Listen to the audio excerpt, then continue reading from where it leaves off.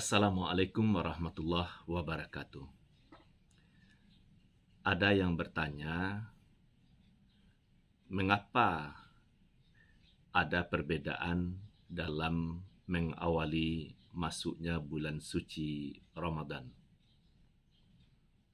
Pertanyaan kedua, bisa tidak sama untuk buat selama-lamanya? Ini pertanyaan ini tentu berat lah ya. Izinkan saya coba kemukakan kenapa ada perbedaan. Inilah yang jadi soal, tapi dengan perbedaan dalam menentukan awal Ramadan atau berhari raya nantinya, kita saling menghormati atas terjadinya perbedaan dalam penetapan itu. Karena analisa, pemikiran, bahasan tidak mudah untuk menyamakannya. Sehingga terjadilah perbedaan. Misalnya, secara nasional berpuasa hari Senin misalnya ya. Tapi hari Ahad sebelumnya sudah ada yang berpuasa. Nah, sudah berpuasa secara nasional hari Senin, tapi ada kelompok tertentu hari Senin itu senjanya maghrib baru akan melihat bulan. Nah, kalau tampak baru puasa besok. Kalau tidak tampak, dibawa lagi kepada musyawarah puasa atau tidak. Kalau konsisten harus tampak, tentu belum puasa juga. Kalau belum juga puasa, bisa terjadi 4 hari perbedaan itu. Ada yang puasa hari Ahad, ada yang hari Senin, dan ada yang baru memulainya Rabu karena Senin malamnya tidak tampak. Jangan heran kalau itu terjadi. Pertanyaan kedua, bisa tidak sama? Inilah yang pernah saya ungkapkan pada tahun 2007 dahulu ya. Pada salah satu pertemuan, sudah banyak yang bicara sebelumnya atas nama pimpinan, tokoh agama maksudnya ya. Semuanya berharap kalau dapat sama se-Indonesia berpuasa mengawalinya, kalau tidak minimal Sumatera Barat bisa disamakan. Nah, baguslah niat itu. Tiba giliran saya coba ungkapkan, sebenarnya kalau ingin sama ya umat Islam, pemerintah benar-benar ingin sama untuk mengawali puasa dan berhari raya, sebenarnya bisa sama sejak dahulu sampai akhir zaman atau sampai hari kiamat. Bisa sama sebenarnya menurut teori begitu. Karena bulannya satu, mataharinya satu, lalu dikaji di atas bumi yang satu ini pula. Ya, bulannya satu, itu yang dihitung. Wujudnya, purnamanya, saat dia sabit, menghilang, itu kan ada fase-fasenya. Kalau bisa dihitung, isyarat dalam Al-Quran memang begitu ya. Asyamsu wal qamaru bihusban. Matahari dan bulan beredar dengan perhitungan. Jadi hitungan itu ya jelas, pasti. Huwallazi ja'ala asy-syamsa diya'an wal qamara nuran wa qaddarahu manazila li ta'lamu adadas sinina wal hisab. Ini surat Yunus ayat 5. Kalau tadi itu Ar-Rahman ayat 5. Dialah Allah menciptakan matahari bersinar, bulan bercahaya, semuanya beredar pada garis edar masing-masing. Dengan demikian kamu bisa menghisap perjalanan waktu. Jadi bisa dihisap. Jadi hisab ini adalah konsep Al-Quran, konsep Allah Subhanahu wa Ta'ala, dia mutlak, pasti, tidak ada keraguan. Dengan sendirinya semangat taat pada Allah, taat pada Rasul dan pemimpin itu sudah terbawakan. Jangan dibalik ya. Hanya menonjolkan ulil amri, tidak begitu. Ya, syukur-syukur ulil amrinya itu memang terpenuhi standar taat pada Allah dan Rasul. Kita setuju lah itu ya, karena Ini diungkap dalam Al-Quran juga. Yang tidak boleh itu begini, sebenarnya dari hati yakin puasa itu masuknya secara keilmuan hari A misalnya. Tapi karena terikat dengan jabatan, dengan suasana politik, kadang-kadang ini jadi bumerang juga. Jadi kalau benar-benar bisa dengan standar ilmu, itu bisa ya untuk bersatu. Mengapa 1 Muharram bisa sama, 12 Rabiul Awal bisa sama, 27 Rajab bisa sama? Karena bulannya itu ya yang dihitung. Begitu juga sebenarnya 1 Ramadan, 1 Syawal, 10 Zulhijjah bisa juga dihitung. Tapi kita harus bersabar, saling menghormati dalam perbedaan pendapat. Ada logika yang harus dibangun.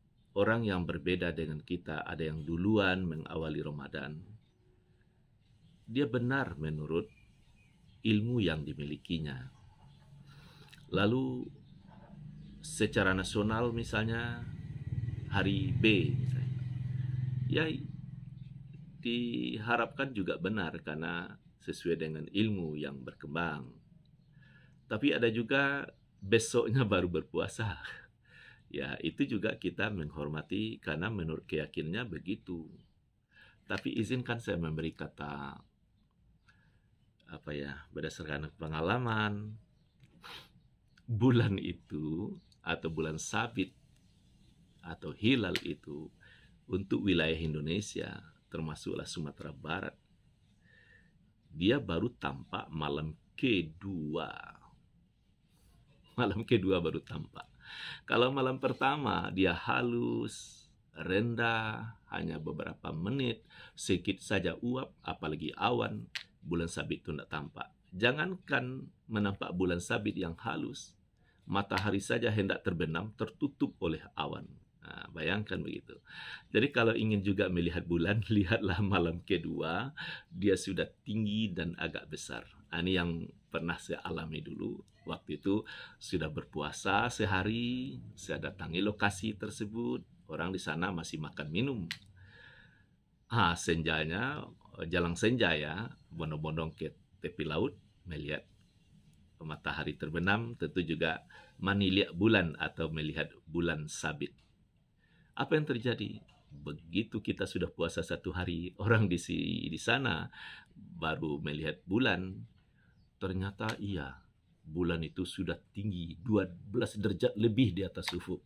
Secara ilmu pengetahuan itu benar-benar sudah malam kedua. Tentu ya tampak dia. Tentu kita tidak boleh menyalahkannya. Jadi kalau harus tampak juga bulan, ya lihatlah malam kedua. Kalau malam pertama ya sulit. Saya agaknya sudah 20 tahun ya melihat bulan itu dengan rombongan. Tidak pernah berhasil.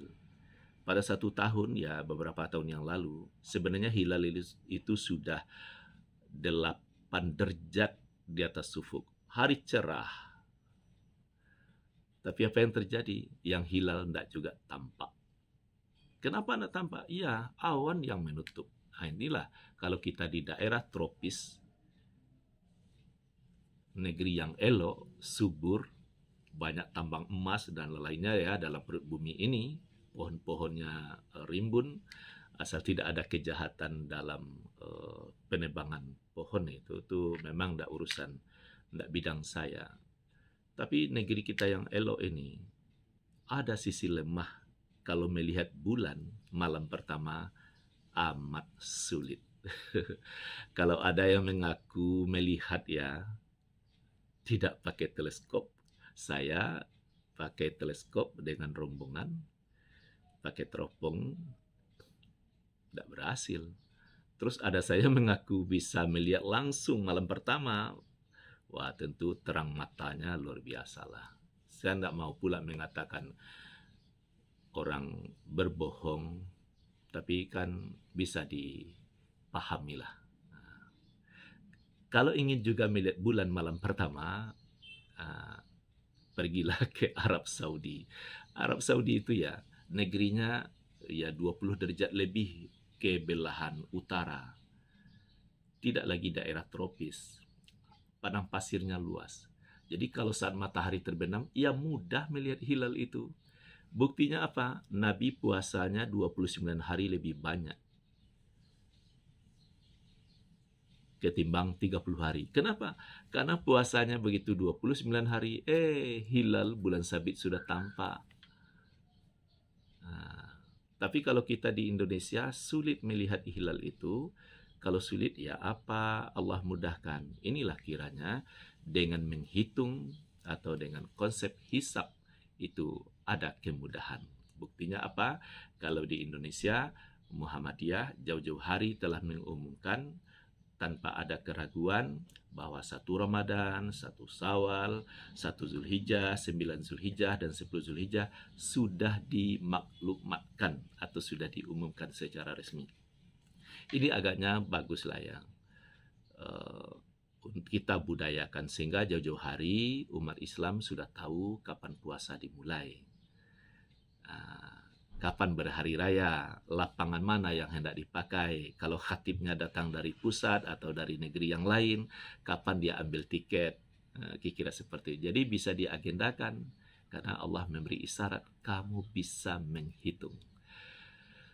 Demikian, mudah-mudahan ini kabar gembira. Kita berharap di Indonesia titik temu kebersamaan makin menguat. Titik perbedaan makin lama makin berkurang, sehingga nanti kita bersatu padu dalam ilmu pengetahuan bersama dalam kajian ilmu. Sehingga kalau bersatu kita dalam mengawali Ramadan, berhari raya, agaknya kebahagiaan lebih sempurna. Demikian harapan kita. Semoga begitu niat kita sama, Allah kabulkan pada masanya. Assalamualaikum warahmatullahi